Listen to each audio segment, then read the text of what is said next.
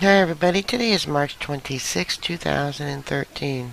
Nuclear waste a growing headache for South Korea. North Korea's weapons program is not the only nuclear headache for South Korea. The country's radioactive waste storage is filling up as its nuclear power industry burgeons. But what South Korea sees as its best solution, reprocessing the spent fuel so it can be used again, faces stiff opposition from its U.S. allies. South Korea fired up its first reactor in 1978, and since then the resource-poor nation's reliance on atomic energy has steadily grown. It is now the world's fifth largest nuclear energy producer, operating 23 reactors. But unlike the rapid growth of its nuclear industry, its nuclear waste management plan has been moving at a snail's pace. A commission will be launched before this summer to start public discussion on the permanent storage of spent nuclear fuel rods, which must be locked away for tens of thousands of years. Temporary storage for used rods in spent fuel pools at nuclear power plants is more than 70% full. Undeterred by Japan's Fukushima disaster or recent local safety failings, South Korea plans to boost nuclear to 40% of its energy needs, with the addition of 11 new reactors by 2024. South Korea also has big ambitions to export its nuclear know-how, originally transferred from the U.S.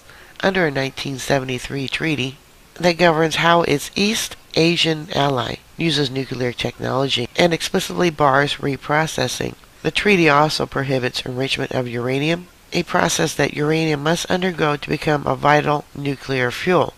So South Korea has to get countries such as the U.S. and France to do enrichment for it. That treaty is at the heart of Seoul's current dilemma. It wants reprocessing rights to reduce radioactive waste and the right to enrich uranium, which would reduce a hefty import bill and aid its reactor export business. The catch? The technology that South Korea converts can also be used to develop nuclear weapons. Accommodating Seoul's agenda would run counter to Obama administration's effort to prevent the spread of nuclear weapons, and also potentially undermine its argument against North Korea's attempt to develop warheads and Iran's suspected nuclear weapons program. South Korea, with its history of dabbling in nuclear weapons development in the 1970s and in reprocessing in the early 1980s, might itself face renewed international suspicion. For the United States, this is a non-proliferation issue. For South Korea, this is an issue of high-level radioactive waste management and energy security, said Sung Mung-jae, Chief Executive Officer of state-run Korea Radioactive Waste Management Corp. For a small country like South Korea, reducing the quantity of waste even just a little is very important.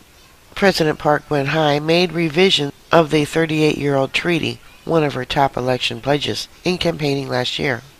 The treaty expires in March 2014, and a new iteration has to be submitted to Congress before the summer. The two sides have not narrowed their differences on reprocessing and enrichment by much, despite ongoing talks. South Korea also argues that uranium enrichment rights will make it more competitive exporter of nuclear reactors, as the buyers of its reactors will have to import enriched uranium separately, while rivals such as France and Japan can provide it. It is already big business after a South Korean consortium in 2009 won a $20 billion contract to supply reactors to the United Arab Emirates. Former President Lee Myung-bak set a target of exporting one nuclear reactor a year, which would make South Korea one of the world's biggest reactor exporters. Doing South Korea a favor would be a huge exception for the U.S. Congress, which has never given such consent to a non-nuclear weapon state that do not already have reprocessing or enrichment technology. It is not the case we think Korea will divert the material.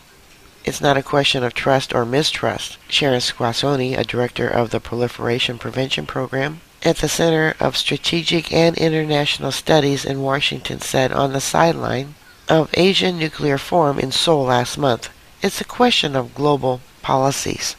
Nuclear waste storage is highly contentious in a densely populated South Korea, as no one welcomes a nuclear waste dump in their backyard. Temporary storage for spent fuel rods at South Korea's nuclear plant was 71% full in June, with one site in Ulsan, which is the heartland of South Korea's nuclear industry, to be at the full capacity in 2016. To accommodate the 100,000 tons of nuclear waste that South Korea is expected to generate this century, it needs a disposal vault of 20 square kilometers in rock caverns some 500 meters underground, according to a 2011 study by Analysis Xian Ho Xing, published in the Korean Journal of Defense Analysis. Finding such a space in South Korea, a country the size of the state of Virginia, with a population of about 50 million people, would be enormously difficult, it said.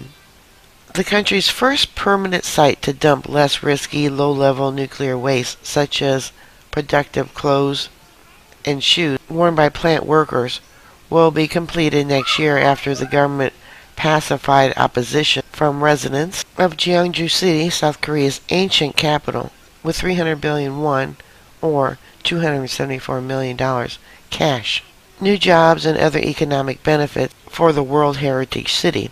The 2.1 million square meter dump will eventually hold 800,000 drums of nuclear waste. Opponents were concerned that the nuclear dump would hurt the reputation of the ancient capital, said Kim Ik-jung, a medical professor at the Dongguk University in Jeonju.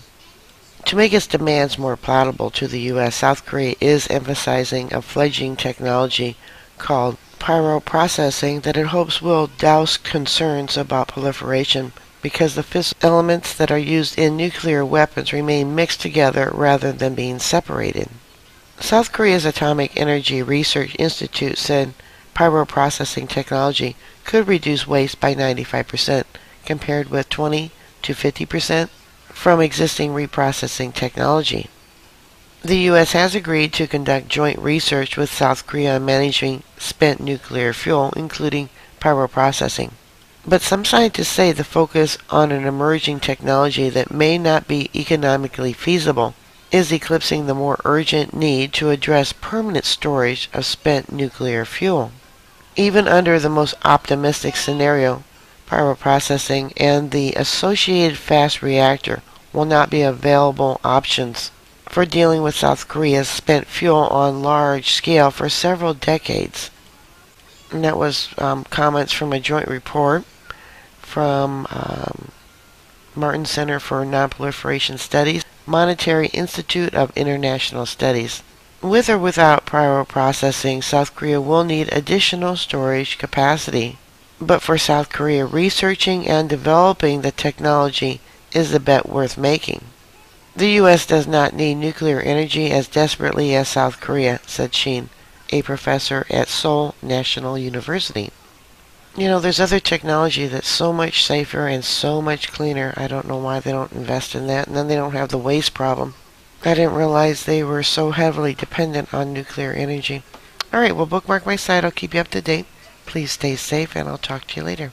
God bless y'all. Bye.